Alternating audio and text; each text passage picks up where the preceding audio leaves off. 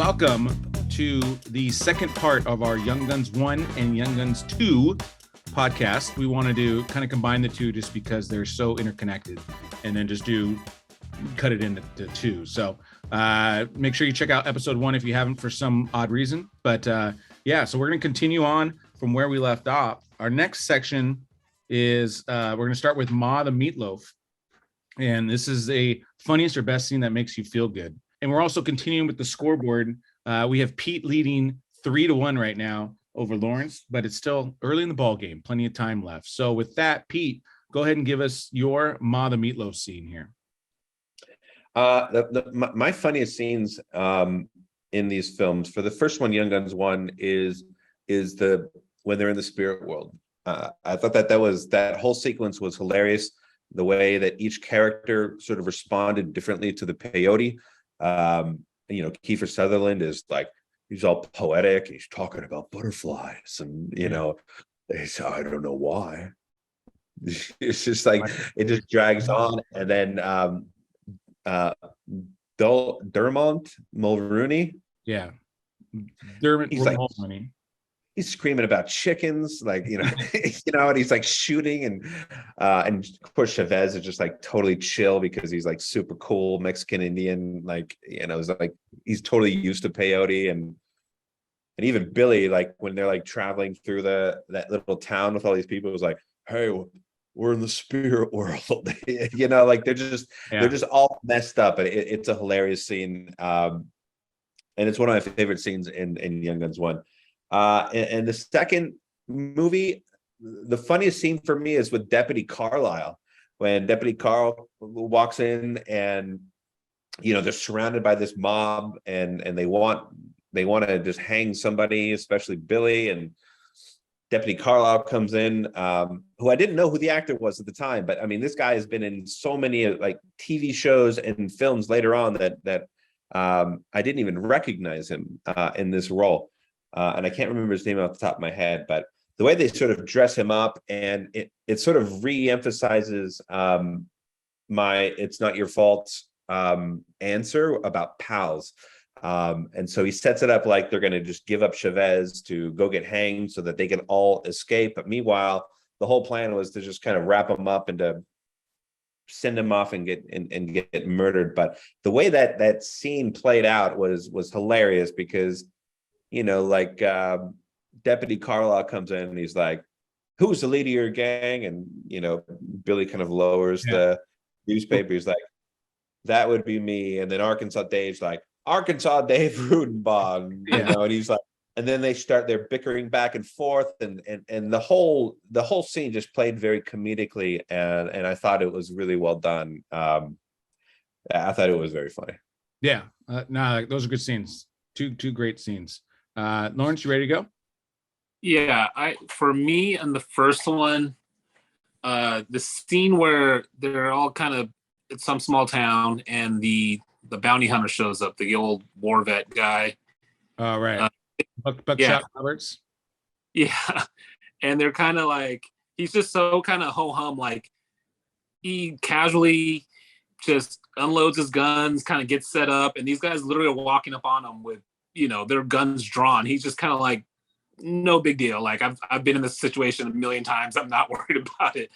And, whole kind of shootout kind of ensues, but that's obviously the part where Charlie Sheen's character gets killed, but kind of the same thing where they're kind of arguing on whose gang it is, and you go get him. But I thought that was just kind of like that moment, that character was just so funny because it just seems like this guy he was at no point scared of losing his life at all while these guys were guns out ready to go, and obviously he was hunting them for a reason, so obviously they're capable of shooting him, and he just casually gets ready to go and gets it going. So that was a fun scene.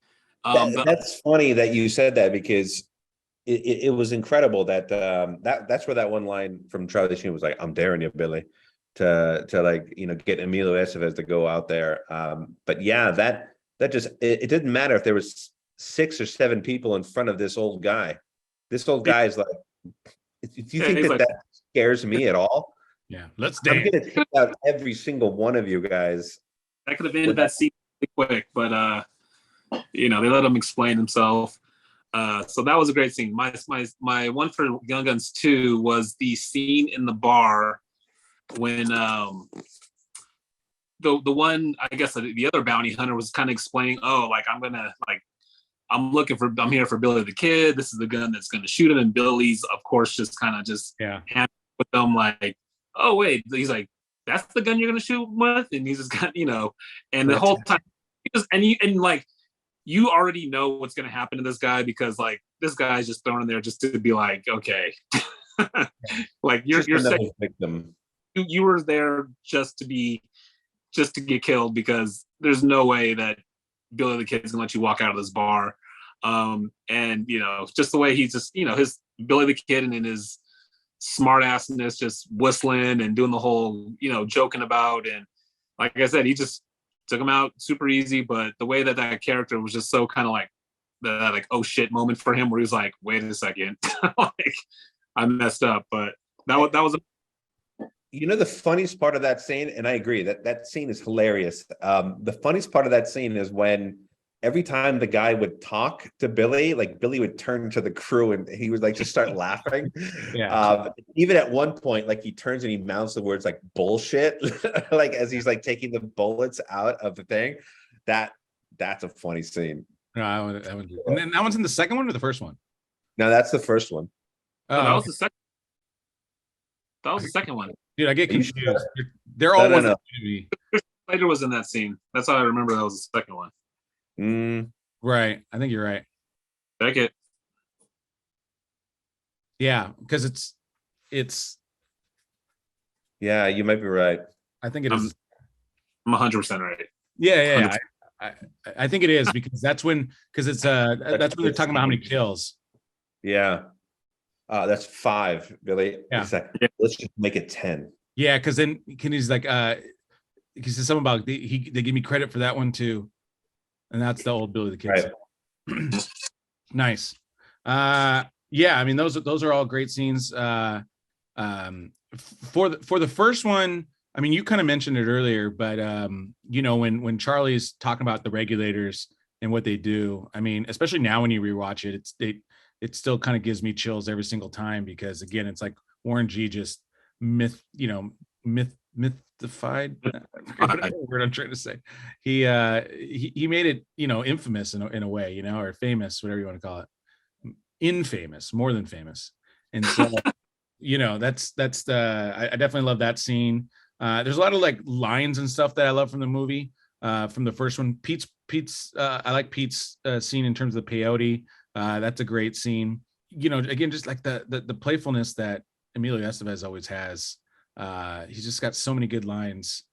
In the second one, I mean, like one of the favorite moments is with Alan Ruck and Billy the Kid, and they're talking about names. He's like, you're called the Kid, and I dare say Doc's Christian name is Doc. You want a name? Yeah, I'd like a name. Well, you got to earn it, just like Bill the Kid. I couldn't just let him have a name. And, and that's what kind of paid off later, which made that moment a little more emotional was he's like, nah, my name's Hendry. I don't need another name. And so those are a couple of my favorite. The other one is the James Colburn scene as well. Buckshot Roberts, like Pete was talking about earlier, best $1.80 I ever spent, Bob.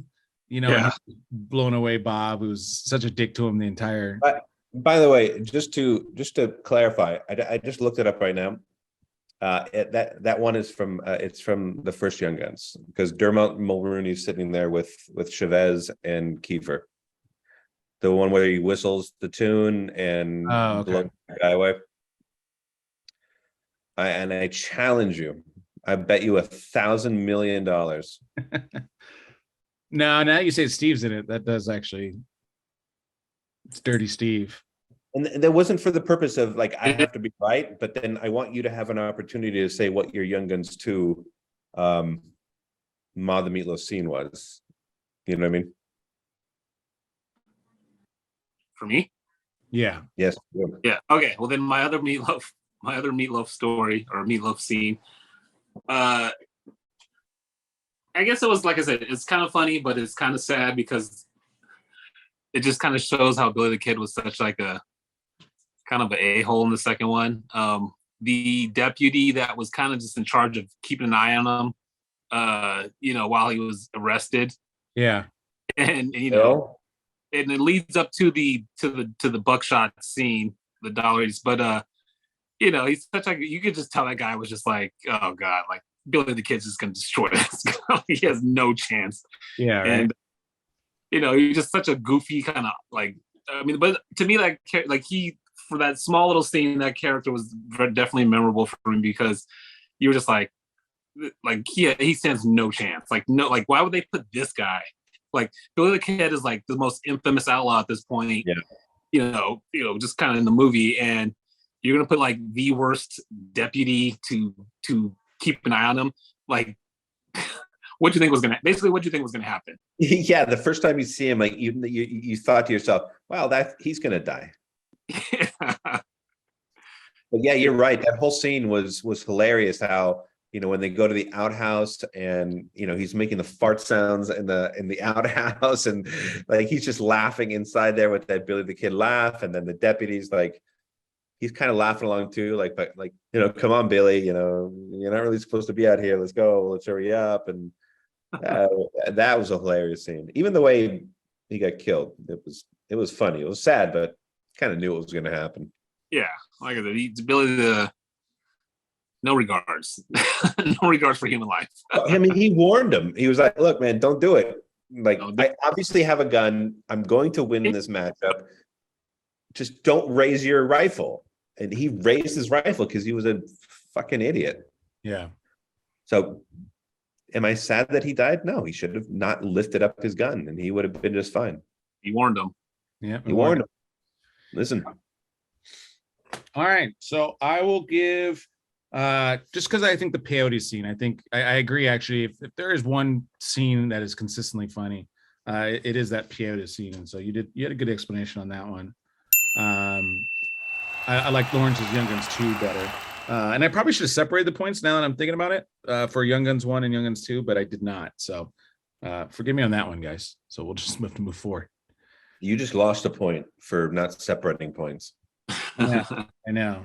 Well, because I think before it I don't think it affected, but this one I would have gave you each 1 point. But personally, that was too easy. Well, listen, this is part 2, so why don't we make part 2 each point for each movie? Let's elevate the stakes at this point. Yeah, let's do that. So I'll give Lawrence a point as well. So it's 4-2. Pete's up. Boom. So you each got a point. One for Young Guns 1. Love that. Lawrence for the Young Guns 2. Okay.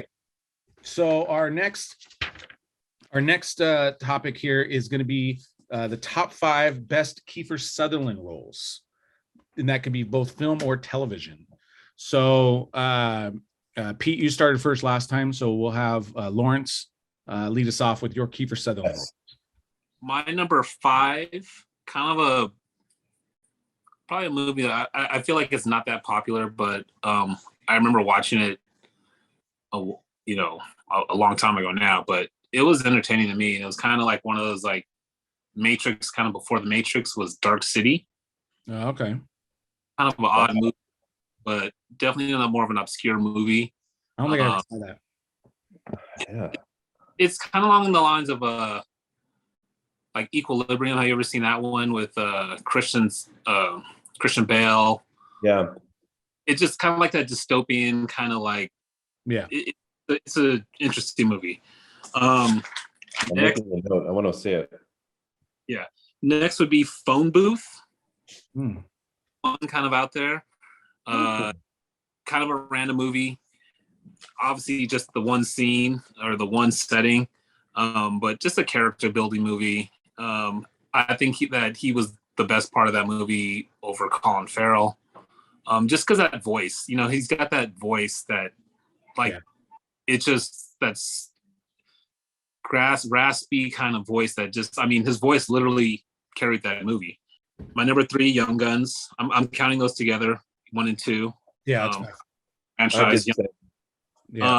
because I think, you know, going back to what that meant to me at the time, you know, the Brat Pack, I think they were called, that group of guys. It just, you know, they were the cool guys back then, and they made a cool movie, a couple movies, Yeah. and he was a fit in, and I liked his character. You know, he was with a tenderfoot, but I mean, you could see that even when he was kind of like the sensitive guy of the group, but when it was time to get down, he got down. You know, like his body count was just, you know, just as high as Billy's was. So my number 2, Stand By Me. Nice. The ultimate bully. You know, you kind of think of 80s style movie bullies, like it's kind of the eyes. It was just kind of like, you know, he's kind of got that like platinum blonde hair going, just kind of like looks like a bully, especially for that movie. You know, probably one of my favorite movies ever. But you know, just kind of how he was just like the epitome of like that older evil bully that you just wanted to see something happen to. Like if something bad in that movie, you'd be rooting for that, right? He's the perfect asshole in that. Oh yeah, and then number one, Lost Boys. You know, that's probably one of my favorite 80s movies for sure. You know, he had the look. It was kind of that weird goth vibe movie. I don't know, but he played, you know, for what they were going for. And I kind of read some stuff on that movie as well, because it was supposed to be, the way they were going to do was going to be a little different. But great movie. Like he plays evil very well. You know, with those first 2 movies, Lost Boys and Stand By Me, he knows how to play evil. And you know, it was just, that movie was just awesome back then. You know, it was a total 80s vibe movie. And he just, you know, he played a vampire great. You know, I guess it was before the whole vampire, pretty boy vampire, but he kind of was. And that androgynous kind of vibe, but on a different spin, modern era, you know.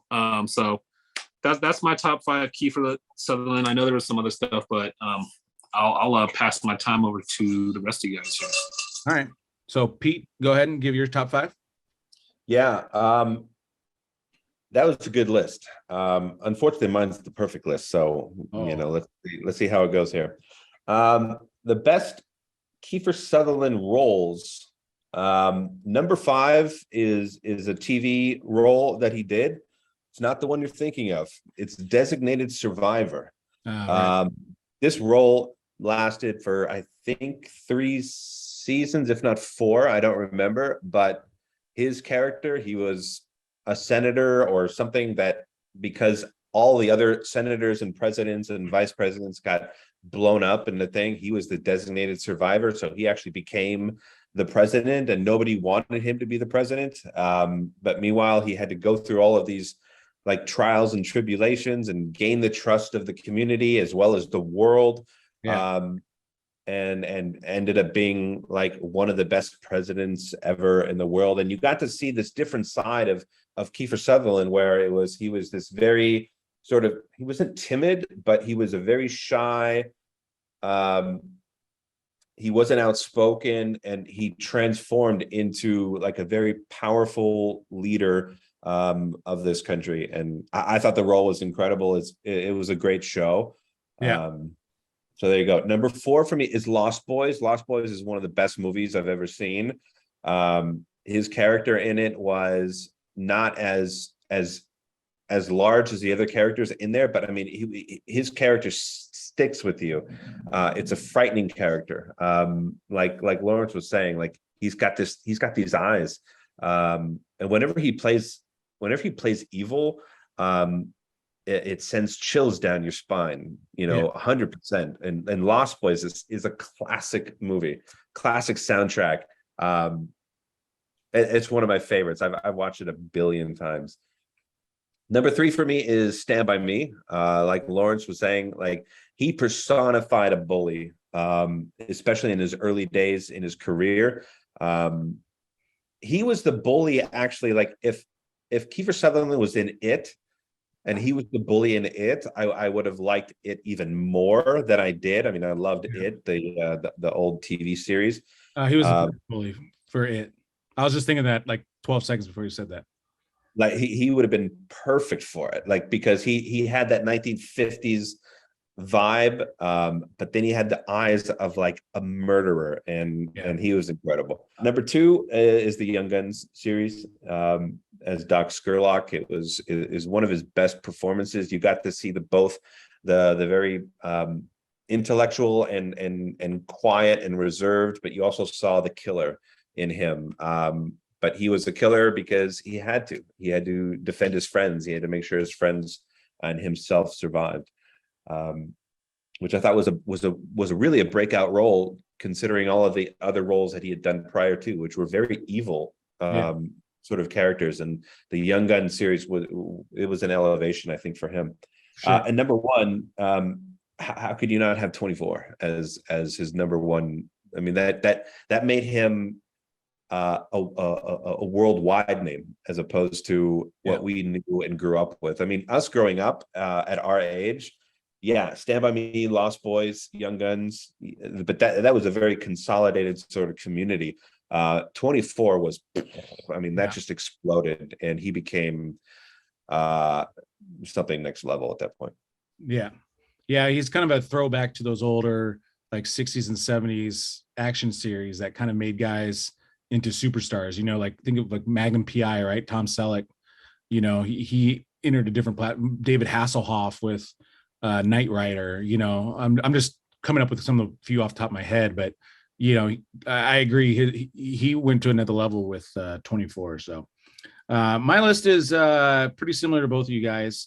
My number 5, and kind of this theme of nobody plays evil better than Kiefer Sutherland, and it's for A Time to Kill, where he is, you know, if he is not as evil as it is, you know, then you can't forgive Samuel L. Jackson later, right? And that's just like such an excellent dynamic. But you have like Samuel L. Jackson dominating on one side, and then Kiefer Sutherland has to be equally as dominant, and both those guys are, again, best of their craft, and both nailed those roles, and it just added so much to the film itself. I need to watch that film again, by the way. Just it's so good. It's chock full of all kinds of great performances, and that was one of my 2 honorable mentions. That was tough to keep off the list, but I figured since I had so many can I finish my list, or you want to keep Okay, so let's not have discussions, so go ahead.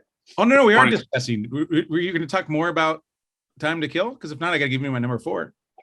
No, we're talking about Time to Kill. I was talking about how I agree that was like one of his best performances, but you know, couldn't put it on my list. So you know, go fuck yourself. When it comes to note, I didn't interrupt you. Just throwing that in there. Okay, number 4 for me is Stand By Me. Again, he's just so good in that film. My number 3 is 24 for, again, the reasons that Pete said. And I'm not basing that one off of necessarily even my preference, because I actually haven't fully seen like an episode of it. I know of them, but I had missed that because that happened like right, I think, when I was going to college. And, you know, this is before DVR and all that good stuff. So, you know, if you missed it on its live run, you kind of missed it. And then it was already like 3 seasons in, and, you know, made it much difficult. But 24, I just know he's excellent in it. The role is built for a guy like Kiefer Sutherland, and, you know, he's awesome in that. Number 2, the Young Guns series. I really want to put that number 1, but he's just a more minor character, even though he has more depth in his character than the number 1. But the number 1, you know, he is like the main villain in character, and he carries it, and that's for Lost Boys. You guys both had it on your list, but I put that number 1 just because I feel like number 1. I mean, I'm impressed.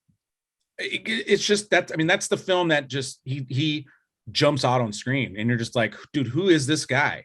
Because I mean, you know, obviously he's the son of Donald Sutherland, but I don't think before that he had done a major film where he really dominated like that, and this was his first breakout role. And then, I mean, again, I loved him in Young Guns. He balances Emilio Estevez so well in this, but I just think Lost Boys is, like I said, it's more for the significance of that role. I've never heard you talk about Lost Boys before, and it's it's something that I've talked to like everybody that I know. We always talk about Lost Boys as one of those films, and Yeah. I've never heard you talk about it. So I didn't expect you to put that at number one or even acknowledge it. I just didn't know that you knew. I've seen movie. it. I've seen it several times. I mean, I'm impressed. um, Maggots, Paul. You're eating maggots. yeah. I saw it not too long ago too. I've seen it within the last 2 years for sure. Okay. I don't know how I watched it, but yeah. And then a couple honorable mentions for me is Eye for an Eye. I don't know if you guys have seen that one with Sally Fields, but that one's again kind of that similar, just pure evil role, and Sally Fields fighting for her life, and Kiefer Sutherland's just a pure asshole in that one in a great way. Flatliners is one of those kind of famous roles that he had with Julia Roberts. Few Good Men. Few Good Men, yeah. He's a smaller role in that one though, yeah. Smaller role, but it was a significant role. I mean, yeah, for sure. Oh, and he's excellent. Yeah, he's excellent in that one, along with Jack Nicholson. The Freeway. Have you guys seen that one? Freeway. It's like a I saw it a long time ago. Long ago. It's kind of like an evil. It's basically the Robin, Little Red Riding Hood, basically. Yeah. Right. Obviously a reimagined one, but it's him and Reese Witherspoon. Oh, right. Yeah, he plays a very just evil, sadistic. Yeah, he is excellent in that one. I'm remembering the role as you're kind of talking more about it. And he was in Three Musketeers, but he did play. Yeah, it had a good idea. Talk about Three Musketeers. We all wanted that to be such a great film, and it just it's supposed to be so good. That again and again and again. Yeah. Another one I had was Forsaken as well. It's a newer Western that he's in, but him and his dad are both in it, and I really enjoyed it. I thought it was pretty entertaining, especially for a newer Western. I don't think it's a 310 to Yuma level, or definitely not a Young Guns level, but I think it's a solid like B for a Western, especially a modern Western. If you haven't seen that one, check it out. So yeah, I'll give the point to Pete just because his list was closer to mine. Although, just like again, one movie off. I never saw 24, so yeah, and that's unfortunate. I think that's kind of why I had to give the point to Pete, just because it's like it's his biggest role. It may not. It is his biggest role, because 24, like I said, made him kind of an A-list TV star, which has a lot more weight than it did back in the day. But because he's always been like an A-list actor, but in a supporting role, if that makes sense. Like he's got a weird career in that respect, but everybody knows who Kiefer Sutherland is, and he crushes every role. But he's an actor's actor, but he's never necessarily like, he's not like Matt Damon, right? He's just a different character.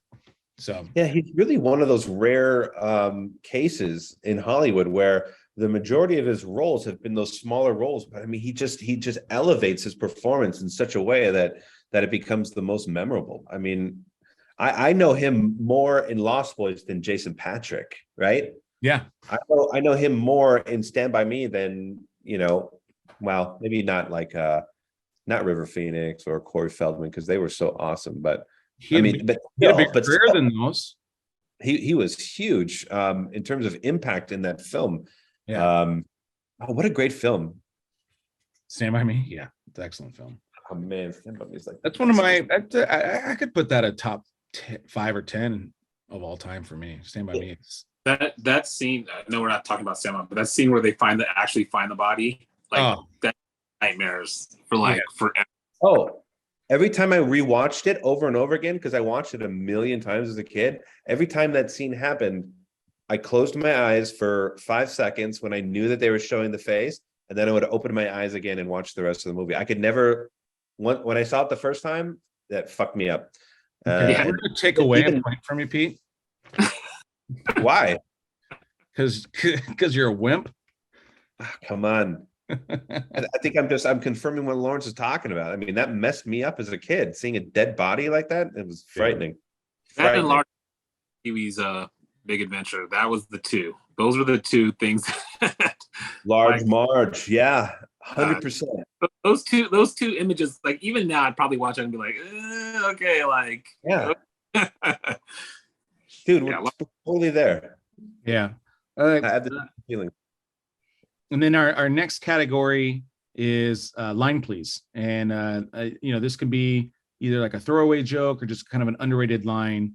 But just, you can mention the obvious ones that like in terms of your best quote, but in terms of like your underrated quote, give me that one that you submit for that, if that makes sense. So we started with Lawrence last, right? Mm-hmm. So we'll go, Pete, you'll start with this one. Yeah. Well, based on our last episode, it's not supposed to be the most popular line, right? No, more underrated line because Okay. you can give a shout to your favorite lines and then. Got it. Okay.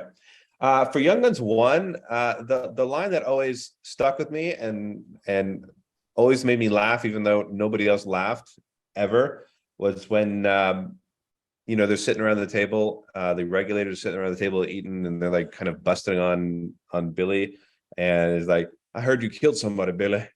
And he's like, yeah, Billy, what'd you kill him for? And he goes, well, he was hacking on me. Yeah. So he was hacking on me was one of those lines that I thought was really well placed, and I thought it was really good. I mean, there's several lines in that first one, but number 2, Young Guns 2, was chock full of lines. I mean, I'll Make You Famous is obviously the most famous and iconic from that film. You Can Go to Hell, like that is like I almost pissed myself the first time I saw that. I literally almost peed my pants. I was laughing so hard. But if we're gonna go with like a throwaway sort of underrated line, the scribe that would follow around Pat Garrett, like when he started talking about when he had to have a movement, and like nobody knew what he was talking about at all. That always like made me go into hysterics when every time I gotta have a movement. and then Viggo Mortensen's like, what is he saying? And he's like, it means he's got to take a shit. All right, like that's what he's got to do. It's just a weird way to say I have to like have a shit. Yeah, for sure. I always love that line. Okay, Lawrence, what do you got for the first one? Yeah, movement. Well, the first one, and I mean, I've already mentioned it, is the whole can't be any geek off the street. You gotta be annual. I mean, that to me is iconic. Maybe more obviously iconic because it's tied into the Warren G song, but like when you hear it, you're just like the song. Because I mean, even like you can go back to like watching like Full Metal Jacket, and when they go like me so horny, and obviously that goes to the Two Live Crew. Like, oh, that's me so horny. But how it's cool to like hear it in the movie with the context of what's going on. So I mean, I obviously that's a now infamous kind of line in that movie because it's tied into the song. But I like that one. For the second one, and you guys mentioned this earlier, when they bring in the sheriff or the deputy to go take out Chavez. Yeah, he's like, well, give us the Indian, then we're good, basically. But he's like, the law way, and the way he just kind of was like, you could tell he was just like, this guy was just, he spoke very like, he just like very clinical with that what he was saying. Kind of like he Mr. Law way. Obviously he's talking to a bunch of like literally like a gang of like murderers. Yeah, and he, like thinking like these guys are gonna go, oh, okay, well the law way is the way we're gonna do it, and obviously make it. We knew he was like what a dumb approach. Yeah. Like I'm coming in, and he just kind of walks in and thinking like this is Billy the Kid, like like this guy. What did this guy think he was gonna come out easy? I didn't get his whole why he thought it would just be no big deal, but when he said the law way, that's the way he like clinical about it, because he and probably at that moment he's thinking like these guys are on board with this, like everything's gonna be fine. He's gonna surrender and they're gonna give up the Indian and we're good to go. And obviously, and even Chavez just has this look. He's like, "Give me your hat," and he's just like, he just hesitant too. He's like, "What are you doing?" And I think we're all thinking that at the same time. Like, wait, What's gonna happen? You're really gonna send me out there? Yeah. But to Lawrence's point, like when he first comes in, he's like, "Gentlemen, I do things the law way," and Billy just like stands up and he's like, "Would you say?" Like grabs like his gun. Yeah. And he's like, "What way?" Like Yeah. like intimidation tactic, and then he's like, "Law way." Like he's like he completely gets like emasculated in that 1 second, and then Billy is able to completely go into like his plan and his like how he's going to resolve this. I mean, that's such a great scene. I love that scene. Yeah. Yeah. So mine is with Dirty Steve and Chavez, and he's like, "Damn good riding with you, Chavez." And it's the first time he pronounces Chavez, right? So you think, you're thinking it's an emotional moment. And then Chavez goes, "Many nights, my friend, many nights I put a blade to your throat while you're sleeping. Glad I never killed you, Steve. You're all right." Yeah, that was great. Then Durham Roley, of course, has that one, has that gulp or whatever. But my second one for Young Guns 2, so it's right after the scene we were just talking about. And Pat Garrett, comes and sees Jane Greathouse there. And she's like, "You used to make me hotter than a June bride sitting bareback on a depot stove, but I don't share my bed with the law." And Pat Garrett just, takes a sip and, "I don't keep with whores no more, so aren't we both content?" And it's just, we both content. So it's just a perfectly worded line insult. You know what I mean? So I always loved just the way he said it. It makes me crack up. So yeah, Pete, I think you had a couple. I've got two that are just sort of like really funny lines and they're not like massive jokes, but at the very beginning of the movie, I remember laughing hysterically the first time I saw it, was when they're all standing over those dead bodies after they killed them, and he's like, "I think we should give them a burial," and then they start taking dirt, and then Billy starts that cackling that he does. Yeah, it was the perfect moment, and it was one of the funniest scenes ever. And then when Little Man, when Balthazar Getty comes in for the first time, he's like, "Billy the Kid, Prince of Piss," and then like this look that Billy has when he like looks up, like, "The fuck did you just say?" Yeah. Prince of Pistoliers. I mean, man, I think it was perfectly timed. It was like one of those great. I don't know if that was scripted or not, but if it wasn't scripted, I mean, that was brilliant. Yeah, was brilliant. That's great. Lawrence, did you have any other honorable mentions? No, I mean, I just, they're all. It's because, like, to me, like, they're so. I pretty much anything that Dirty Steve said to me was the best. Like, I felt like he was always kind of. Yeah. I think he looked like the best out of all, like, the cowboys. Like, if you kind of like with the dirty teeth and like the chew and just kind of like the way his disposition was, like, I think anything he said was like hilarious because he was like, the Chavez and just how he kind of just Chavez. Like he played like next to Barry, obviously Emilio Estevez. Like to me, like he was probably my favorite character, only because I felt like he just stole every scene, like with his commentary, because he's just obviously he wasn't play like the smartest guy of the crew, but he definitely he knew his role but I think anything from him was great. Yeah. The interesting thing about that character is like he was disgusting, 100%. But there was a level of loyalty, but at the same time there was a super high level of cowardice as well with him, that I found very interesting. Like he wasn't super brave, but he would do it because he was part of the team. You know what I mean? And he would do anything for the boys, but he was frightened the whole time. As tough as he was, I agree with you, Lawrence. I mean, he was probably my second favorite character for sure. I mean, I think he was one of the deeper characters in that film for sure. So gross. Yeah. You imagine kissing that mouth? No, I don't imagine that, Pete. I don't know what you're doing on the weekends over there. Imagine you're a woman, and then that's coming at you. Yeah, the other one I liked is when Arkansas Dave Rudabaugh. How'd you get him to do that, huh? And what's that mean anyway? At say. And then Chavez says it's ancient Navajo word. It means stop. and everyone, and you just see Kiefer Sutherland give him a look too. But I always enjoyed that quote. And then obviously like one of the more powerful quotes, and I'd rather have this as an honorable, but like you're saying, Pete mentioned earlier, but Bonnie and Dave Rudabaugh are going back and forth about whose gang it is.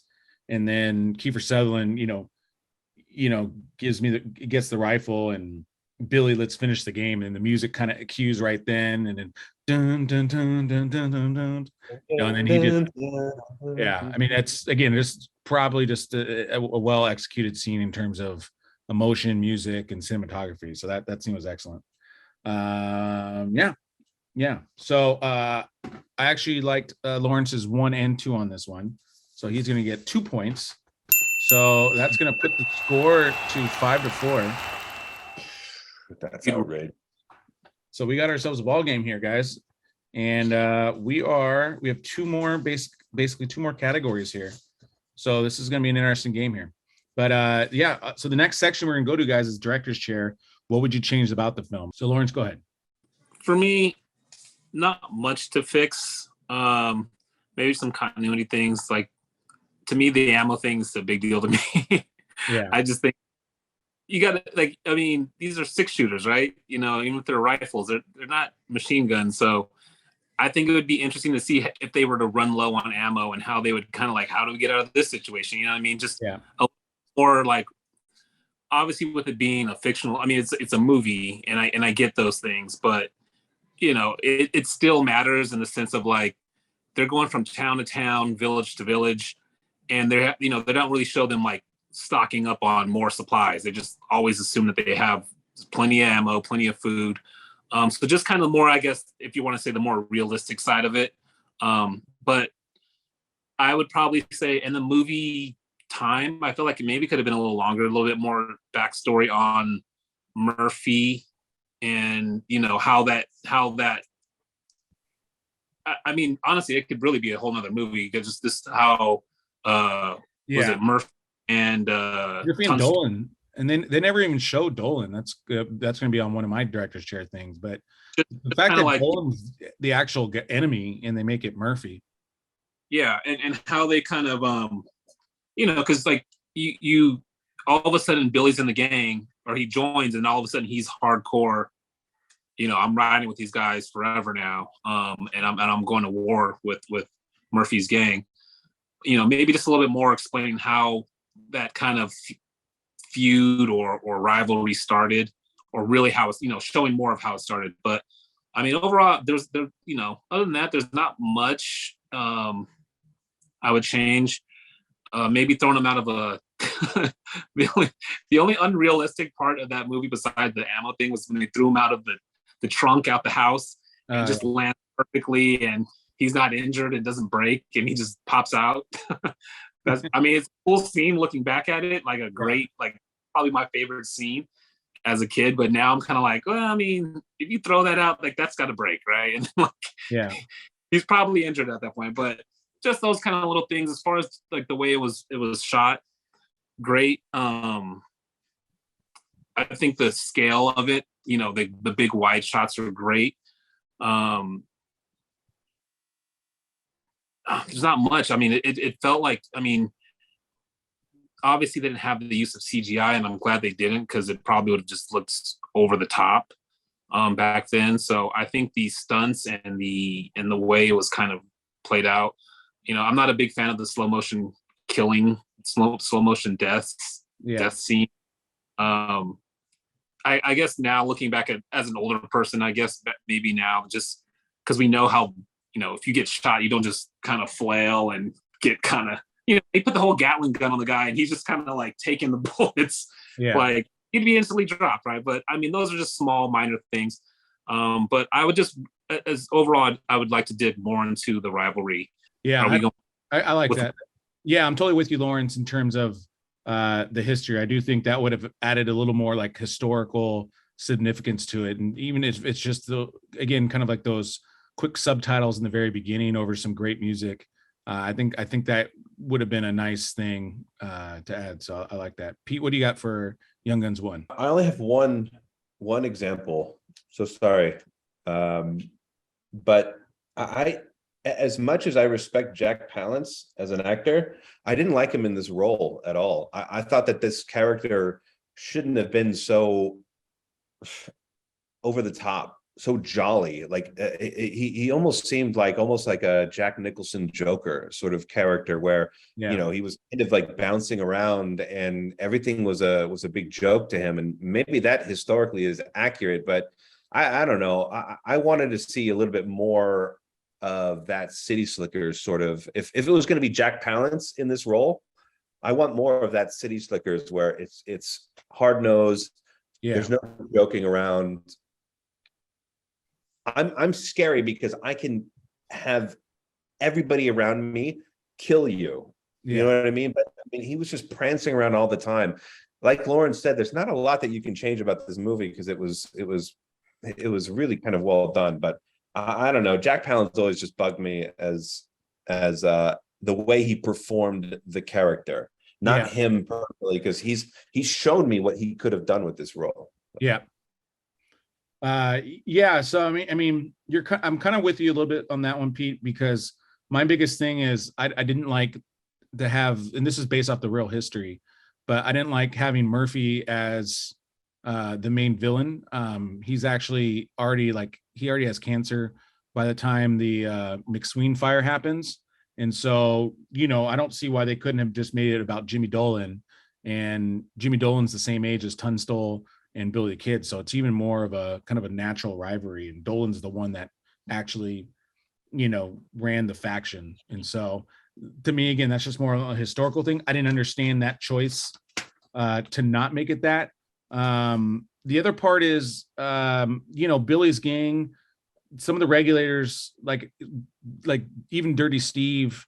Again, this is not about the performance, more of just the historical aspect, but one of the guys that was always with Billy in both movies would have been a guy named George Coe. And I don't understand why he wasn't ever included. I don't understand why it could have been Steve or who else? Even Chavez's role. I mean, Chavez's role, I love it, but at the same time, George Coe is one of the more important members of Billy the Kid's gang. And I always thought Tom O'Folliard should have been in this first one too, because he could have survived. And so again, just didn't understand some of that. I mean, that could have been Tom O'Folliard, could have been Charlie Sheen. He might have done a better job as Tom O'Folliard. You know what I mean? Almost like combine the roles a little bit. No, you still needed Brewer. So like Patrick Swayze would have been great for Brewer. Oh yeah, Charlie Sheen could have moved there. You could. I would have kicked out Dirty Steve just because again, historically they didn't need him. But I would have had George Coe and then Tom O'Folliard. Those are two like super important guys in Billy the Kid's life, more than Skurlock. Even Skurlock doesn't even really technically belong more than those guys. And Bowdry. Well, maybe that's going to be one of the focuses of the third one. Yeah, I mean, that was the great thing about both of these films, where the thing that I appreciated most was like the first one was like almost played out like this is historical and quote unquote historical, kind of it played out that way. And then the second one came at it from a different approach, which was there's this guy 70 years later who claims to have been Billy the Kid, and he's now telling a story. And that's how they were able to play out Young Guns 2, which I thought was a great approach to this one. I'm really, really curious about how they're going to approach the third one. Like what angle are they going to go? Yeah, for sure. And then and with the first one, like I said, it's more stylistic things. But I mean, and I already pointed out earlier that look in the back. It's just such a dated kind of way of filmmaking back in the day. And so, just me, I wish like Young Guns 2 is timeless, like how it's made. But the 85 one, or I'm sorry, the 88 one, it just had a couple, again, super 80s type of film techniques that didn't really last. And again, it's those kind of effects. And then just kind of that hard kind of guitar for a Western like that. I wasn't a big fan of that. The rest of the score is actually pretty good. But again, like if Alan Silvestri could have scored the first one, or even if they went with James Horner, which was supposed to be the case, and then they said it was too Irish sounding. But I would really love to hear James Horner's version, because I think that, again, knowing who James Horner becomes, which is, the Titanic composer, Braveheart. I mean, like, to have him have scored Young Guns, I think might have taken it to another level where it's unanimous that it's the better film. So, well, if I can defend this behind me, if you know about like film budgets, then you know that the opening sequence is always done like last, and so they probably got to the end of the movie. They put so much of the money into the movie itself. They're probably like, oh shit, like we need an opening sequence. Like, what do we do? And then like somebody like you who knows editing was like, well, hell, I could just kind of do this thing where I just kind of do the effect on it, and we're all good. That's probably exactly what happened. That's probably what happened. Yeah. Awesome. So that is for the first one. The first one. So I'm going to give the point to Lawrence on this one, just because it's exactly, if I was directing this, I want to hear a little bit the backstory with that. I mean, I love when a movie gives me slow crawl with some music behind it. And again, I think that would have really elevated this movie. So good luck, Lawrence, there. So we have a 5-5 score here. This is robbery. Yeah. Pete's playing Atlanta Falcon defense here in the fourth quarter. I mean, this is why I've never won an episode, because Paul, for some reason, has some sort of like deep-seated anger towards me and doesn't want me to win. You started strong. Lawrence was thinking the same thing in the beginning. He was like, oh, because you're brothers, you guys, he's just voting for him. But Lawrence is now seeing the other side of it too. So, this is what makes this podcast so thrilling, guys. Who knows who's going to win? Second half. Some call me the Vince McMahon of scoring. Who knows? Yeah. Our ratings are through the roof, guys. I don't know what we're complaining about here. Okay, so now we're going to talk about Young Guns 2. So Pete, we'll start with you since Lawrence started on Young Guns 1. Young Guns 2, there's not a lot I would change about this film. I mean, the only thing that I felt was unnecessary was the candle shooting scene. We already knew that he was a great shot, and I understand the flair of it. It was like, ooh, one of those cool moments. But all of a sudden, all these people are standing in there. There's no indication who they are. He had just made a deal to have basically a pardon to, testify against these people. He's about to get incarcerated as a guise. Yeah. But then all of a sudden he's going to do this quick little show of I'm going to shoot these candles just to impress all of these fucking people. Like, I don't, that's just not Billy the Kid for me. I thought the scene was unnecessary. It was out of his character. Like, Billy the Kid has never had to try to impress people above him, quote unquote. I think it did the opposite. No, I think it was the opposite. I think it wasn't about him trying to please them. It's also to show, the guys, just a reminder here. I know you guys are gonna arrest me, but I am the best shooter in the world. Boom, boom, boom, boom. Because even the guy was like, blended, it's brilliant. Yeah, but we as an audience already know that. That scene didn't show us anything additional. But it was for the politicians, because again, like. But what was the point of the politicians being in that room after they had already made a deal? Well, I think that's just, again, that was just a technique. Exactly. There's no reason to bring in all of the. Yeah, no, it's a great scene. It's really well played out. It's unnecessary. There's no reason for those politicians to have all crowded into the room. There's no reason for him to all of a sudden show off his talents.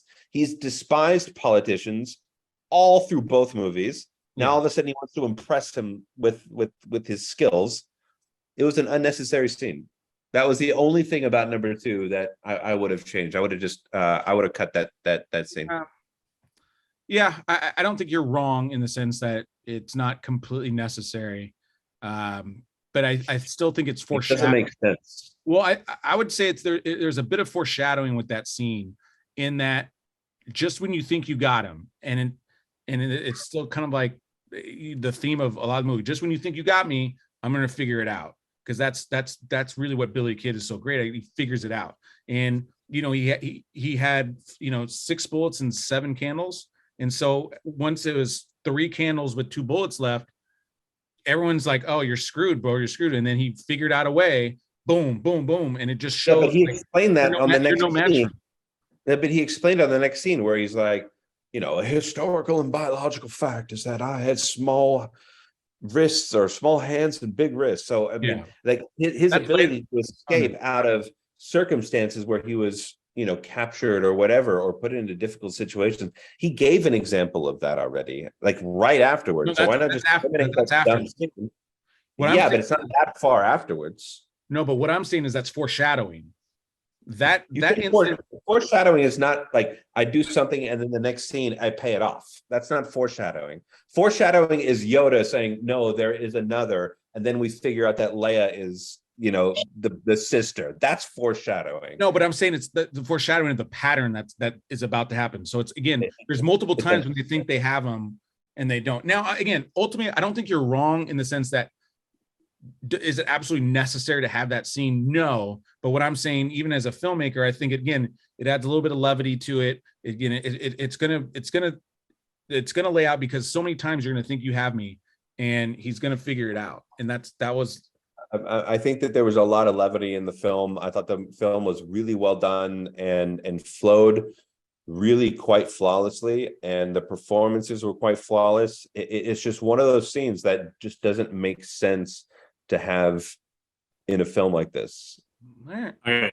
Just to piggyback on, I 100% agree with you, Pete. Only I think would have been more appropriate for that scene would have been him saying something super smart ass, like with that last, instead of doing the whole, like, just because, that was his character. He was, obviously, like you said, we knew he was he was good with the gun, but I think him saying something more smart ass would have fit at that moment, because that's what he was about. He was like, yeah, I agree with that. Like, super inappropriate, because that's what I do. And, I'm around all these politicians and these higher ups, and I'm just going to just be my authentic self, so to speak. And that's just who I am. I don't need to, I don't have to waste my time with impressing them with my gun skills, because it was obviously a given. Yeah. Yeah. Now, Lawrence, is that your answer to the question as well, or did you have something else? Mine is a little different. It's not a scene, I think for this one, for Young Guns 2, to me, I felt like in Young Guns 1, you had a definite bad guy or bad group. This one, I felt like, because who's the real bad guy in Young Guns? Who's the villain in Bad Guys in Young Guns 2? It's okay. Like, he's his friend. They don't really explain, they kind of explain, because in the first, because that's where the continuity kind of gets mixed up, because he's in the first one technically played by a different actor, and then he's the second one, but they don't, and obviously they show that they've had history. They have the scene where they're kind of, where in the opening scene where, they take out that one group, but to me, it's not like a defined bad guy. Like, he's not like the big bad that there's going to be some big showdown. He's just kind of like, even the scene where he's talking and they make him the sheriff, and they give him pretty much a deal that's like, I can't refuse this deal. They're giving me money. They're giving me a way out. Yeah. Certainly the figurehead of the people above him that want Billy gone, right? So he's certainly a villain in it. Is he the main villain? I think technically yes, but those people above him that hired him, those are the actual villains. They're just sort of the unseen villains of the film itself. But if the personification of a villain in this film would have to be Pat Garrett for sure. Yeah, but it's not like, you're waiting for Murphy to get killed at the end. Like, it's just like, it's the obvious bad guy. Like, this guy had a real relationship with this guy. Obviously they were friends, and they, and they were going to pay off the whole, like, I only steal, horses from people I like, or, that was going to be the end, the way they set it up. But it just you never felt like it was like, oh my gosh, like, they're going to have this huge shootout. Like, there were the shootouts, but there weren't like that climax where, Yeah. okay, like where it all goes down, and they left it very ambiguous at the end. He shoots, you hear the gunshot in the pinata, but they don't ever show him getting killed. So it never really, I mean, it felt like an adventure movie that built on the second one or the first one, but I never felt like, okay, like this is the next big bad that he's going to go against. Because at the end of the day, it was his friend, and Billy hated the guy even all the way to the end. So, but I think that was sort of it had to have been the objective of this film because of the mystery that surrounded and to this day has even surrounded the death of Billy the Kid. Did it actually happen with Pat Garrett, or was it Brushy Bill Roberts later on? I think the ending was quite appropriate, only because like it had to play out sort of ambiguous in a way. Otherwise, why would you start with Brushy Bill Roberts? No? Yes, I would just say I didn't like hate his character. Like I like the Pat Garrett character. I didn't hate him. Like like you're not rooting for him to get at some point. You're just kind of like, okay, well, it makes sense why he would say, you know what, this is a great deal. Like you can understand where his side's coming from. Billy the Kid is literally an outlaw. So for him to go out and like, I'm gonna be the one to take him out, can be justified because of what he's done in the past. But I wasn't like the way like his character was like if they made him more dislikable, right? Unlikable. Then yeah, I would be like, okay, but I just never felt like he was an ultimate bad guy where I'm rooting for him to like get in the end. Obviously, then they don't ever show him dying because it doesn't happen until years later. So I just never felt like I was really like, man, you just know he's on the run the whole time in the movie. He's just on the run, right. And he just doesn't want to be captured and how he gets out of the situation.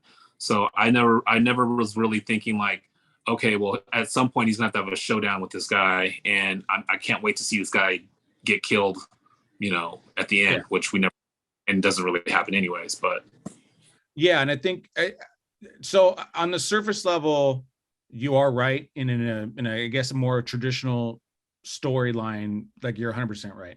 I think there's two different things that ultimately define who the pure antagonist is. One, again, historically, Pat Garrett wasn't that guy that you're talking about. Pat, they weren't as friends as they are portrayed in the movie, but they were acquaintances. They would gamble together, dance at the same spots, but they weren't best friends. He wasn't part of the Regulators or any sort of Billy's gangs. Pat Garrett always had legitimate respect for Billy, and so that's one of the reasons why, which is a true part of the story. He did hire the writer publisher guy to chronicle the story, because that is true. He wrote that book, and it was considered a commercial failure at the time. But really, and this is what makes Billy, and this is where the story, I think, actually adds a level to it, because it's a little bit on the deeper side.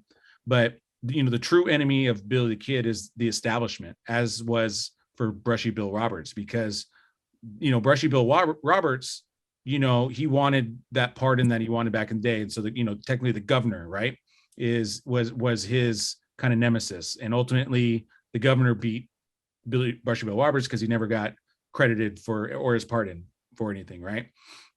And then in Young Guns 2, Billy the Kid, like you're saying, Pat Garrett is still there's someone above him, right? And then even the Lincoln, the people that run Lincoln, there's people above him, which is the Governor Lew Wallace. Ultimately, Governor Lew Wallace is the pure antagonist, but it's not just him. It's the entire government system, because they're all trying to go after Billy the Kid, and he just wants to ride off in the sunset. But people lie to him, people cheat on him, and obviously he's earned a lot of that. But at the end of the day, he's enemy, pretty much. It's him against the world is really what the pure kind of antagonist is. Yeah, Billy the Kid's like Tupac in Western times. Yeah, pretty much. But yeah, so there's multiple enemies. Chisholm, maybe they could have done a little bit differently with Chisholm, because him and Chisholm were on the same side for the Lincoln County War, but afterwards they weren't. I don't know how much Chisholm, I forget how much Chisholm actually was a part of them going after him. I don't remember that off the top of my head, but well, just in terms of, outside of the historical aspects of it, let's just look at what the films were about, right? Mm-hmm. The historical stuff is fantastic and it's super interesting, but in terms of like trying to figure out like how, the films need to be improved, etc. Like how would you improve the film? Yeah, for sure. Okay, so for this one, I'm gonna give my point to Pete on this one. What? I know. I mean, I agree. I think both of you, I agreed with you, but I also disagree with you. But I would say Pete maybe defended his argument slightly better. So we're tied coming up to the last category. No, I think I have you as 6 and Lawrence 5. I'm down 1. Yeah. No, I'm pretty sure we're tied at this point. No, I have 5. I had 5, and then you just got the 6th point. Okay. That's your first point in a long while. Roll the tape. Roll the tape back. I'm pretty sure I'm right. I'm pretty sure that now gave me a tie, but listen, whatever. I'll be up 1. Viewers, if you see a weird graphic change right now, that means I was wrong and I corrected it in post. Yeah. Cha-ching. Cha-ching. No, just like, he just changed something real fast. Yeah, exactly. Okay, so now we're to our last category here, and it is top 5 best Oscar original songs. So the reason why we have this category is, of course, Blaze of Glory was Oscar nominated. Now, I think it's one of the greatest songs of all time from a soundtrack, but unfortunately, it is not eligible for this list because it did not win. Yeah, it should have won that year too. Should have won, but we're not in the game of should-haves. We're in the games of what happened, and so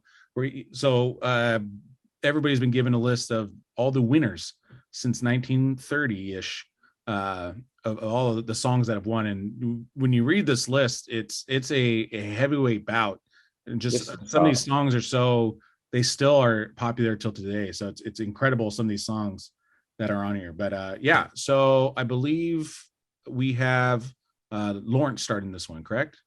Correct. Yeah. Okay. So Lawrence, give us your number 5. Okay, number 5, Let It Go. No. Frozen. Mm-hmm. I mean, I have kids, so anything that has a song to it, I've heard a million times. It's actually a pretty good song. I try to hold it in. I try to hold it in, and it's just like you don't like. Let it go, Paul. Just let it go. Yeah, if you have kids, you will appreciate a song that can get you through. You have to have kids to understand it, but it is not a bad song. Yeah. It's not it was overplayed in my house a million times. That's not even the Bruno. The other stunning. But number 5. So it's not my top. It's my number 5. For 4, the Skyfall one by Adele. I think that's an awesome song. I've never been an Adele fan. At least I never thought I was. And then there was songs I'm like, oh, that's Adele. I never knew that. Right. But it's just, I think it has it's a very it's just, the sound of it is very, it fits that Bond movie. What are you laughing at? I'm waiting. That your sneeze was so funny. Oh, Okay. I feel like I have the sneeze too, and I was like, oh, poor Lawrence. Like during his list, 2 sneezes from 2 different people. That's not cool. So Sorry, Lawrence. Keep going, Lawrence. Please. we're moving along here. My next one is it's Hard Out Here for a Pimp. Nice. I think that one was because it came out of nowhere, and obviously what we traditionally see when we hear these songs or see these kind of lists, you would never think a song like that would be up there. So to me that and it's a good song. And if you watch the movie Hustle and Flow, really kind of shows like there's not the very non-glamorous style or the non-glamorous life of what these guys go through, because it's not, and it's, you know, but it's a good song, and it really tells the story of that movie. Yeah. Another cartoon one. I'm going with Elton John, Lion King. Nice. It's Can you feel the love tonight? The movie, to be honest, I know that's probably blasphemous, but I just think the way like it kind of like it was that Disney. It's just the song, right? Like it's Elton John. I mean, the dude is a legend, and that song is just super memorable. I like the song probably. I would probably say I can stand the movie because of the song, but it was a good song. It's Elton John. And my last one, 8 Mile or Lose Yourself, Eminem. I mean, that I mean, you hear that beat drop, that you just automatically like pumped up for something, right? I mean, you've got any sporting event you've ever gone to is played over and over. Yeah. It's just, you know, the whole like the intro, the mom spaghetti, and the, you know, the build up, and it's just all, and it encapsulated that movie really well. You know, I just thought when it plays in the movie, it's impactful. Like, and obviously it crushed the charts too. You could just see, I mean, because you can feel like the grittiness of that song, and then like that movie, the way it kind of played out, where, you know, obviously we've all seen that movie where they're kind of these like underground rap battles, and just like that gritty kind of like underdog feel, and you know, you can't not get pumped up to that song. It's a fun song. Totally. Yeah. For sure. So that's my top 5. There were some songs on here I didn't realize that was even from a movie. Yeah. We'll talk those in the honorable mention, I'm sure. Yes. So Pete, give us your top 5. Yeah. I mean, if you're gonna win an Oscar by saying like there's vomit on my sweater already, mom spaghetti, like that was such a great song when it came out, and I hated leaving that off my list, and there were so many that I left off my list, but I went with my top 5 is all about impact, not only to the film itself, but like to what it did globally. So number 5 for me, the same as Lawrence, is Let It Go. I mean, that song just sort of just blew up, and sort of took music that something like would come out of a Disney movie, and just it just pumped so many like steroids into it and just exploded. Every kid and every parent, because they had kids, and even people that didn't have kids, knew that song. I think it was beautifully written. The vocals in it were stunning. It's not an easy song to sing at all. No, sorry, my throat's going bananas right now. Number 4 is a song that I can't stand. Bananas, BANANAS. Bananas. No, that's the dumbest song ever. But okay, never mind. Number 4 for me is a song that number 4 for me is a song I absolutely cannot stand, and when I hear it, I get cringes, but you cannot devalue its impact on the world, and that's My Heart Will Go On from the Titanic. That song was massive. It was absolutely massive, and it just sort of it took over everything, and it became the butt of so many jokes, but it was a huge hit. Number 3 for me is a song that has been copied and redone a billion times, from the beautiful year of 1939 from The Wizard of Oz, is Over the Rainbow. There's not a lot of very iconic songs from the old days that are still around today that still have the same sort of impact as they did back then. Number 2 for me is more personal, but it was an important song when it came out, and that was A Whole New World for Aladdin. And it was during that time period for Disney, there was like The Little Mermaid and then there was Beauty and the Beast, and they both had like very good songs, but A Whole New World came out, and things got elevated at that point. And this is pre obviously Let It Go, but what A Whole New World did to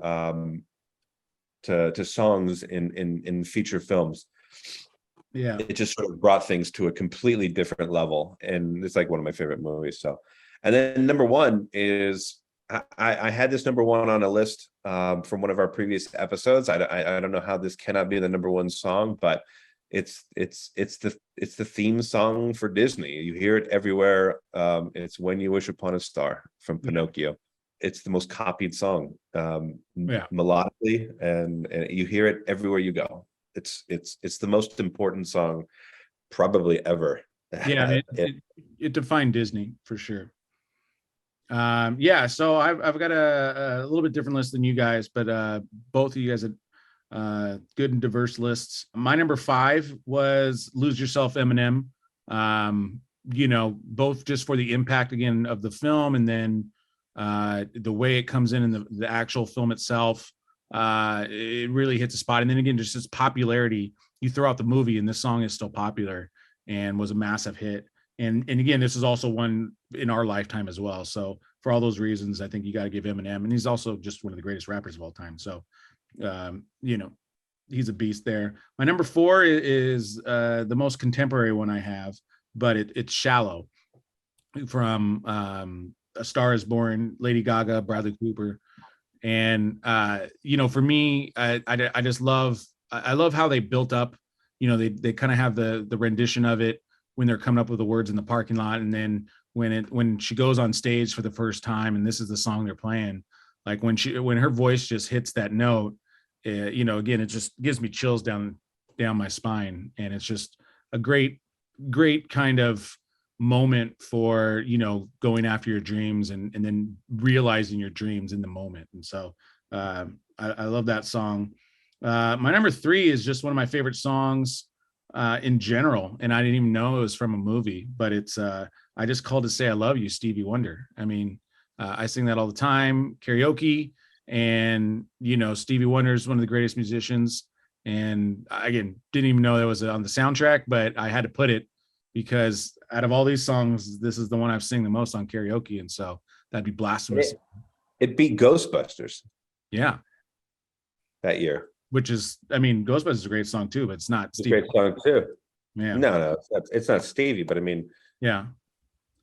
My number 2 is my kind of historical song, like Peter had, but mine's Judy Garland, Over the Rainbow for Wizard of Oz. Kind of the same thing, just an ultimate classic film song in a classic film, and everybody knows this song growing up, and I'm sure it continues to have legs because Wizard of Oz is still. I'm sure you guys showed it to your kids. I'm assuming, yeah. So, so that's my number 1, and then my number 1 is Pete mentioned it, but it's I don't know a bigger song because I think it literally broke all the records, but it's My Heart Will Go On. Celine Dion. She smashed every single record. I think she's like only second to like Michael Jackson maybe when it comes to like the numbers. I don't quote me on that because I didn't do any research on that number, but I just remember how titanic this song was when it released. So so dumb. Yeah, that's how you hit a home run, guys. It was well done. If I was giving myself a point, you get a point for that because that was great. I'm gonna get a point on that one. So let's get some honorable mention. I need to decide who I'm picking between you guys because you both had songs that I like that you added, and you also have songs that I don't that I don't have on my list as well. So and I like that. Mentions I liked. It's so 80s because you hear these songs and you think of the movie is the Dirty Dancing song. Yeah. That's it. You gotta respect that song. It's iconic. Right. And then what about Take My Breath Away? I was gonna say Take My Breath Away because you can't think of those were mine too as well, dude. Yeah.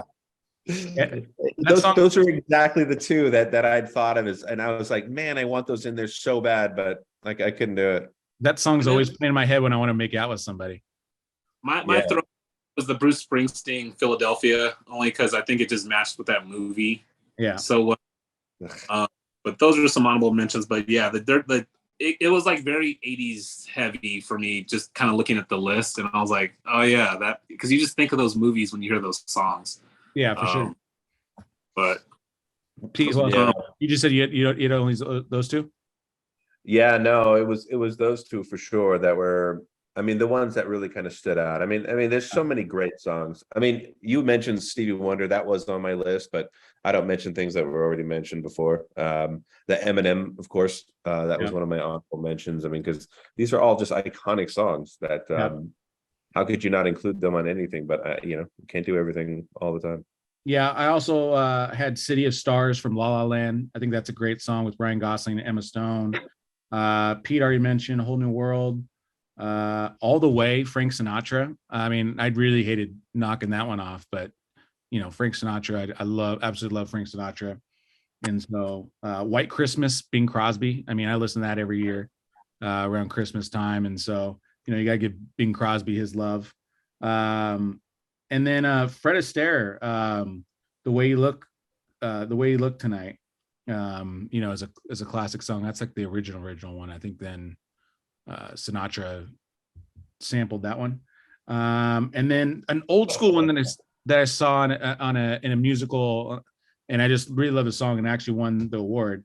But it's from Gold Digger of 1935, and it's the